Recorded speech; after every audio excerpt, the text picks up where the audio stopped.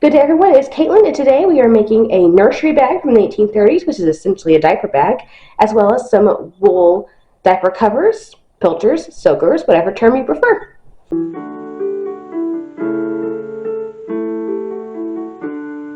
Hello and welcome.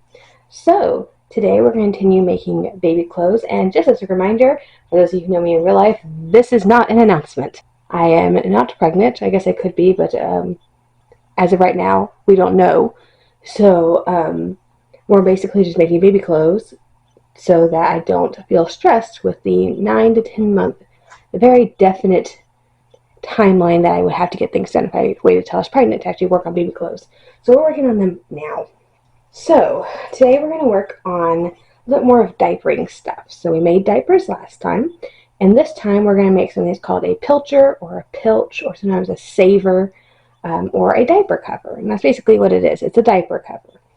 So it's just a piece of wool that goes over the diaper, and it acts, it keeps the wet, because wool is naturally water repellent, not waterproof, but it's water repellent. And so it'll soak up all the moisture, and so the baby's clothes won't get wet. There's also a great way if you're using non-period diaper, if you need to cover up a modern diaper of any kind. This would be a great period option because it looks period from the outside. So even if baby were to get undressed, it still looks like you're in period diapering. But yeah, we're going to go ahead and make some pilchers. And I think we're going to make two sizes. We're going to make a large size and a smaller size. And the reason I'm doing that is because I want a baby to wear this up until they are potty trained, about 2 years old. Well, a 2-year-old's waist is approximately 20 3/4 inches, so let's say 21 inches.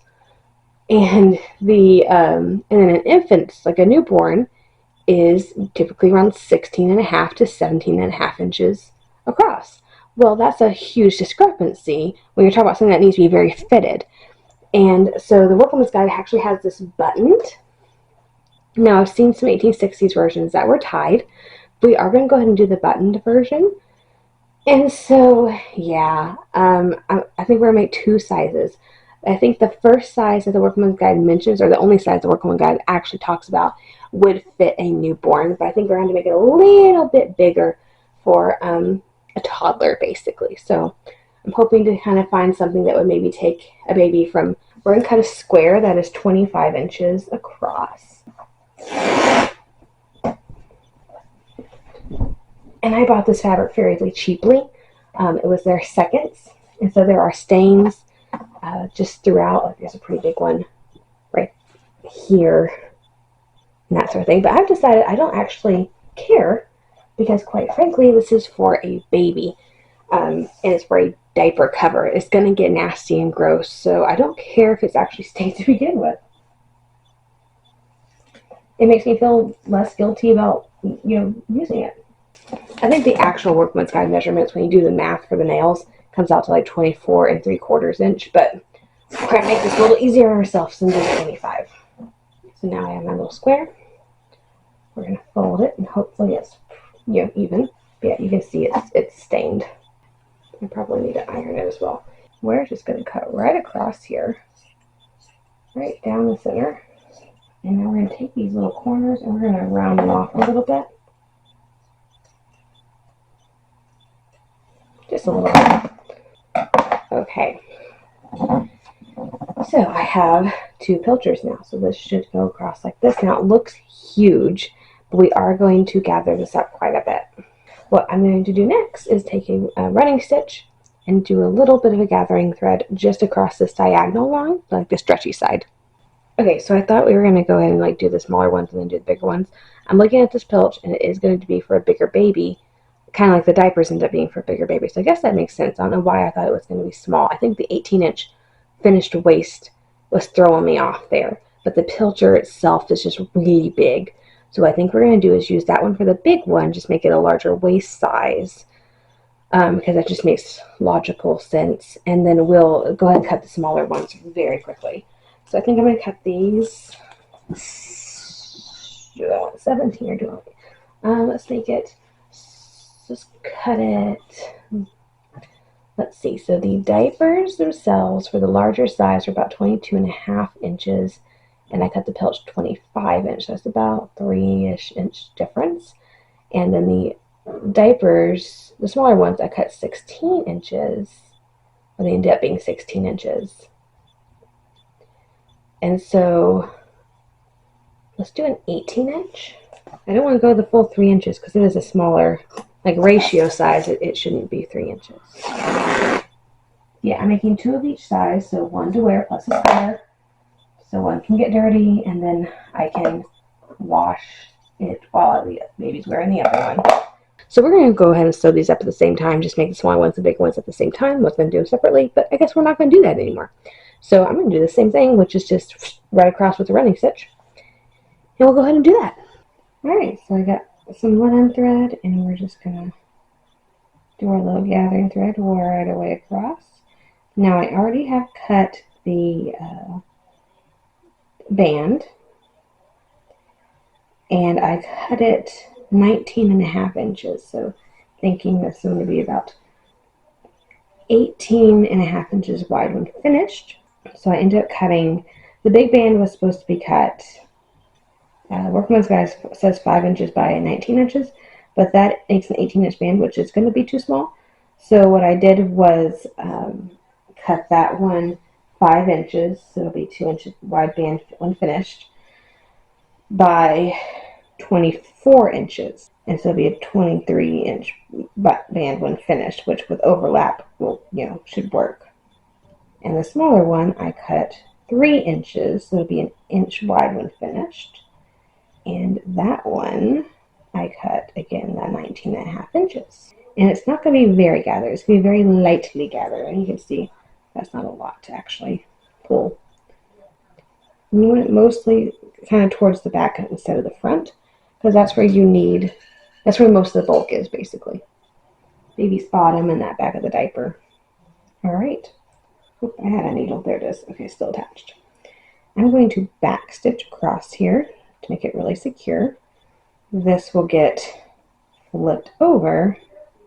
This will get turned inside there. And then this will be sewn like that, so it'll have a nice little band right there. I'll do that in a second. What I also need to work on is doing a little bit with this. Basically what the Workwoman's Guide is, it wants us to do a little bit of a linen. I guess it's kind of like a, I did that wrong.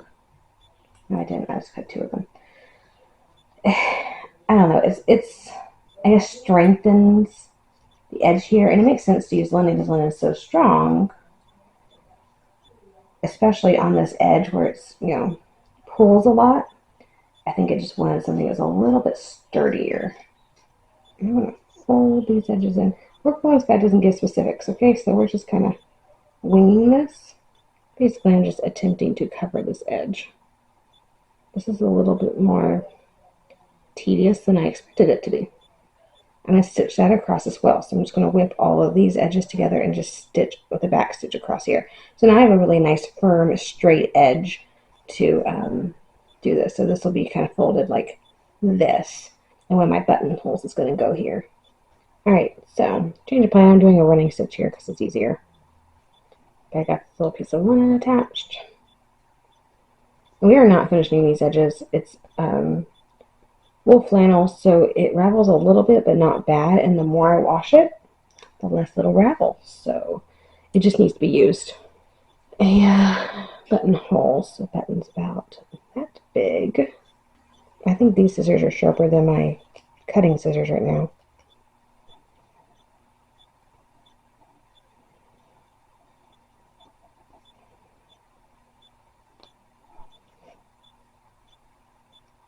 Alright, so there's one buttonhole.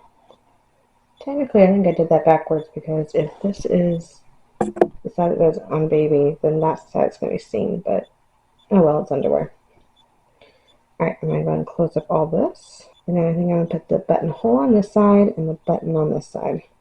I might do 2 buttonholes. I might do one like here and then one here. That way I can make it smaller or a little bit bigger. So pilchers are interesting because they're mentioned in all the baby sewing articles and such. They're mentioned. There's a lot of people who are writing these books who did not care for them at all. specifically because if your baby is wearing a pilcher, they're saying that the nurses don't always notice that they're wet, and so baby will sit in its own filth for longer than necessary, which of course causes rashes and all that. So they're saying if you have a nurse, you really shouldn't have one of these on your child, or you shouldn't let the nurse put one on, so that they can instantly feel when baby is wet and will go change and attend to the baby. So they seem to be an optional thing, like not all children are wearing them, but I'm not going to neglect my own child. I will make sure my child stays dry. And so, yeah, I don't think I have to really worry about that as much. And I'd rather, not get pee everywhere else, like on petticoats or on dresses. If I can contain it, I'd rather contain it. Also, in case you watched last month on diapers, you noticed I was missing 3 diapers. I found them. They were, well, I had one. One was in a trash bag full of clothes that I had brought to an event. And I guess it got out of my sewing box and I just shoved it in there. One was buried with fabric. I'm not sure how it got there. And the other was in a plastic baggie full of like fiber and such. Again, no idea how. But I found them. So I think we're going to finish them yet, but I found them, which is the important part. So I can start finishing those and we'll actually have the full 4 dozen diapers. And I'm not all the way across yet. I'm going to go ahead and do the button for you. Since I have the camera turned on and all that. You've already seen a buttonhole, so again, I'm just going to do 2. One here and one here. And I'm going to put a button on here. We're going to put this on the very edge. I am sewing with some nice good linen thread today. So I'm going to finish sewing on this edge, do the 2 buttonholes, and then I'll do the other smaller one. And I'll see you back here for the larger pilchers, which again is basically the exact same thing, but we're going to show it anyway. Alright, so for the remainder of this video, the camera decided to switch itself over to a different setting, so it was filming at like a ridiculous speed. And I've already slowed it down, but it's still much faster than I was actually going, but we're going to stick with this and keep going with it. So we're working on the bigger pilchers at this point, putting on that little linen bit at the top, or bottom, I guess, depending on how you look at it, little point. And then we're doing the buttonhole.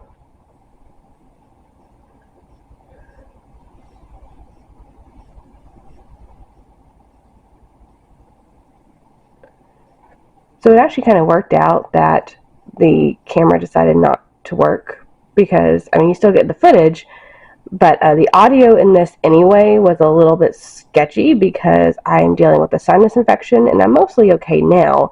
But when I filmed this 2 days ago, you could barely hear me and I was coughing every 5 seconds. So it kind of worked out that I had to redo the audio on this anyway. So lucky y'all don't have to deal with me coughing and the weird, I'm sure my voice still sounds weird, but not as bad as it was.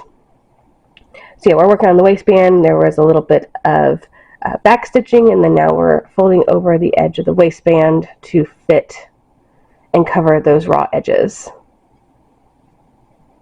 At which point I whip this down and we're done. So now we're going to start on the nursery bag, or the diaper bag, really. So this is an interesting project because it's on the Workwoman's Guide, which was published 1838. The problem is that there is no image of this particular bag. It is literally just a description, and not a fantastic description at that. So this is my interpretation of this nursery bag. In a nursery bag, I don't have the words in front of me. I had them in front of me when I was filming this, but you can't hear the audios again. So we're going to kind of, I'm going to approximate what it says. It was essentially a bag that is used by nurses while traveling to hold babies' soiled linens, so dirty diapers basically.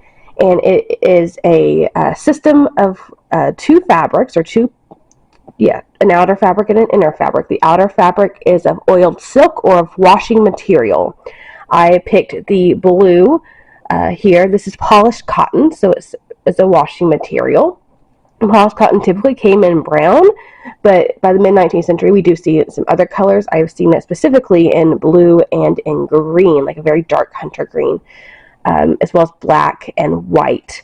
It wasn't available in all colors, but it wasn't available in some colors. So I picked a blue polished cotton because that's what I had. And so it's this outer bag, and then there's an inner bag of either oiled silk or of India rubber cloth, is what it said. And basically it's a waterproof or water-resistant layer. And it says the water-resistant layer should be made with 2 pockets. And they should have, or should be 6 nails by 5 or 6 nails, and which equals about 13.5 inches. So it's not the whole bag is 13.5 inches square. It's each pocket is 13.5 inches square because it said they and not it. If it was talking about the bag, it would have said it because it said they, and the previous sentence was talking about the pockets. Each pocket should be 13.5 inches. So what I kind of envisioned for this project was basically a couple of years ago, starting at the beginning of the channel, I think, we made several traveling bags from the Workwoman's Guide, and one of those was a shoe bag to keep shoes contained during traveling, and also to keep like dust and mud and stuff off your other clothes. And so that's kind of what I'm envisioning for this project, is actually something very similar to that, except for the inner bag, the washing bag, the India rubber bag, should be made to draw out of the outer bag so that you can wash it, which makes sense. So I'm not actually going to do the division on the blue. I'm going to do the division on just the oil cloth or the India rubber cloth. So at this point, we're actually just cutting out the fabric.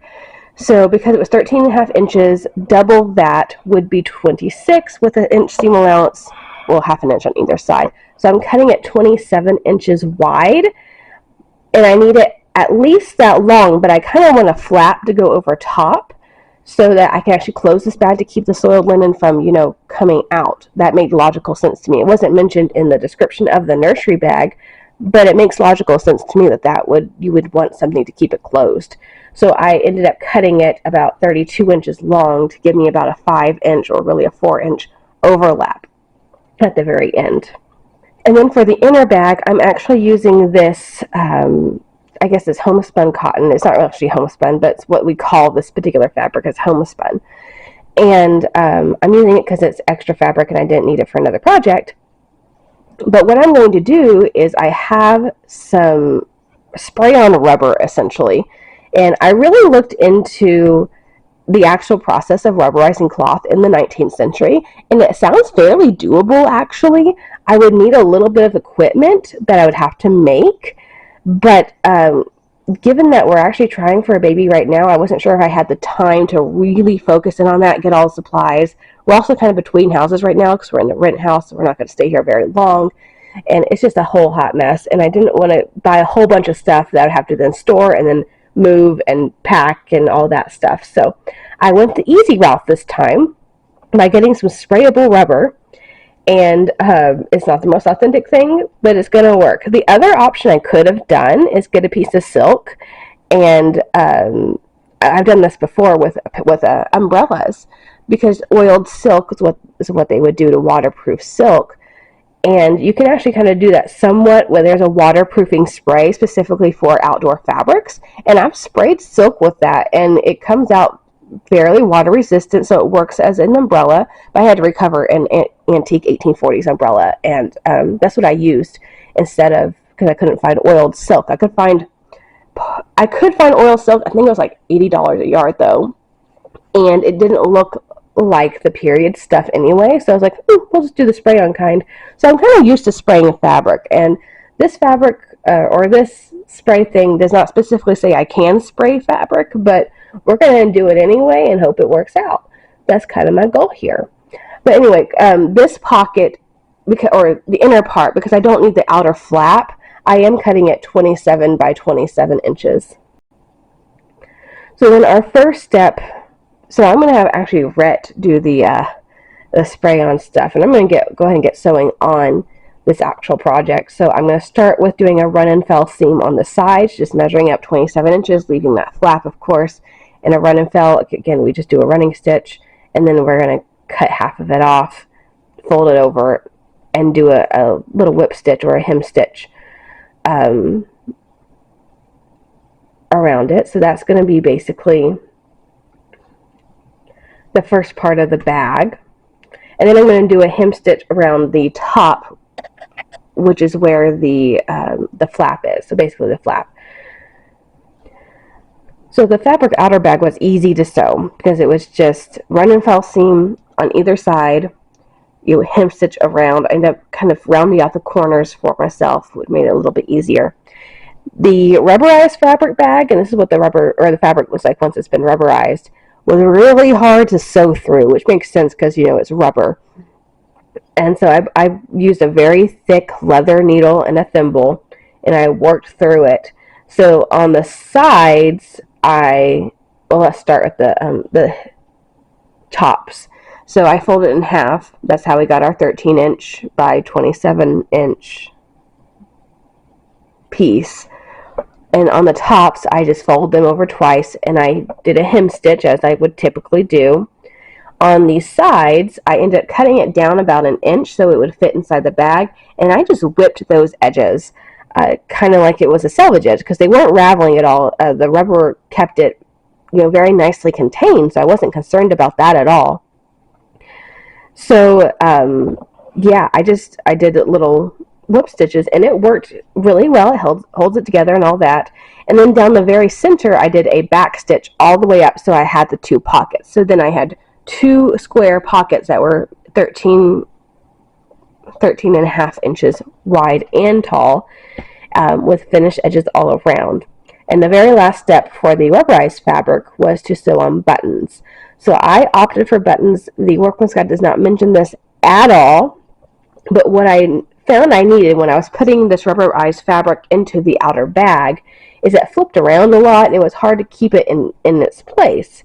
So I added buttons on the front and back of the bag down the center, little back stitch line on the top and on the bottom. So there's 4 buttons there. And then I added a button in the center of each pocket, kind of towards the top. And then I did buttonholes to correspond on the outer fabric. That way it all stays together very nicely, even though that was not actually mentioned in the Workwoman's Guide. Alright, so here's our little diaper bag. I'm going to put this in here. So I am glad I did the buttons. Otherwise, you can kind of see it's not very sturdy, and sometimes it likes to fold itself this way, and it's a lot easier with the buttons. So I'm glad I did that. In fact, it's still not straight, because that's where the buttons are.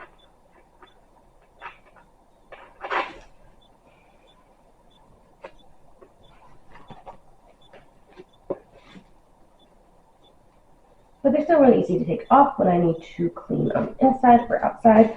So in theory, I shouldn't have any leaks of pee or poop, in theory. And the outside is still washable too, so, you know, if need be, I can always wash this as well and take the inside out. But you can see there's really good sized pockets. I mean, it's a good sized pocket. You can fit quite a bit in here. I'm thinking you could fit at least 6 diapers in there, at least. Which more or less is a day's worth. I mean, depending on the baby and how old it is and all that. It's about a day's worth, within reason. So a little less than, or at least half a day's worth. So I can get a good stockpile in there. What I'll probably end up doing though for a weekend is go ahead and use both sides for soiled diapers. It's going to depend, I think, once I get into the groove of things and figure out exactly how I'm going to use things. That's when I'll figure that out. It's quite a nice size. But I did want to show you the Pilchers as well. So here's the infant size, or the first size. And this is what the Workwoman's Guide had us make. Okay, you see the size difference. This thing is huge. I'm telling you, this is probably too big for my 19-month-old nephew. I would say maybe fit a 2-year-old. I mean, it would fit him fine, it would be very bulky and baggy, I think. And at some point, things become too bulky and baggy, then there's a lot of excess in between the legs for wet to seep out, and then they're not even good at their purpose. So I'm definitely glad we made the two sizes. I may go back at some other point and make an in-between size, because this is quite a difference. I haven't quite decided if I'm going to do that or not. I think I'm going to just deal with this the way it is and see if I need a third size. And if I need a third size, then I'll come back and do that. But let's go ahead and put one together. I have them already made up because I wanted you to see the size difference. But to put it on, essentially you have baby, whether it's already diapered, and you put this around baby's waist, and you do the button. Hopefully you don't have a squiggly baby, again, like the diapers. And you put this in between their legs, and their little legs stick out here. But yeah, if you've made up these before and you've used them on your infants, please let me know whether this was actually works for a baby. Like, to me, it looks way too big, and it doesn't seem like it would work if it was too big. But I'd be curious to see if anyone else had different experiences, because maybe it still does work when they're small. It's just a little bit bigger. But I made the two sizes. And there's the other one. Oh, there's a pin. Don't want that. But yeah, I mean, if nothing else, baby now has diapers and a diaper cover. So I think that's basically the essentials. I mean, if baby doesn't end up getting dressed, they can technically walk around in diaper and a soaker. So we got the essential parts done before I got pregnant, which is super helpful. Makes me feel a little less stressed. Next month, or next week, actually, I forget we're doing these every week instead of a monthly series, it's a weekly series. Next week we could start on infant shirts, which should be fun. I have a bunch of originals, but I think they're in the storage unit. So I'm going to have to pull those out at some point so that we can see them. I don't know if that's going to be before or if we'll pull them out afterwards. I'll have to see. Because if nothing else, I can use a Workwoman's Guide and draft my own. It's basically the exact same thing. I've looked it up on the Workman's Guide, and I've looked at my originals and go, oh, that's the same thing, on all of them, basically. So, yeah. But for now, I think that's basically about it as far as all of our fun diaper bag or nursery bag. I keep calling it a diaper bag. I mean, it is the very first, well, not very first, I don't know. It's an early diaper bag, the precursor to what we use today. And why we kind of call diaper bags is it's there to hold diapers and a bunch of other stuff now, but essentially diapers. And so, yeah, we basically made that today, just the 19th century version of it, which is kind of cool. But, yeah, that's our nursery bag and our diaper covers. So we got a lot accomplished, and next week we get to look forward to making another project. Anyway, if you enjoyed the video, please like and subscribe to the channel. As always, have a fantastic week, and I'll see you back here in the next video.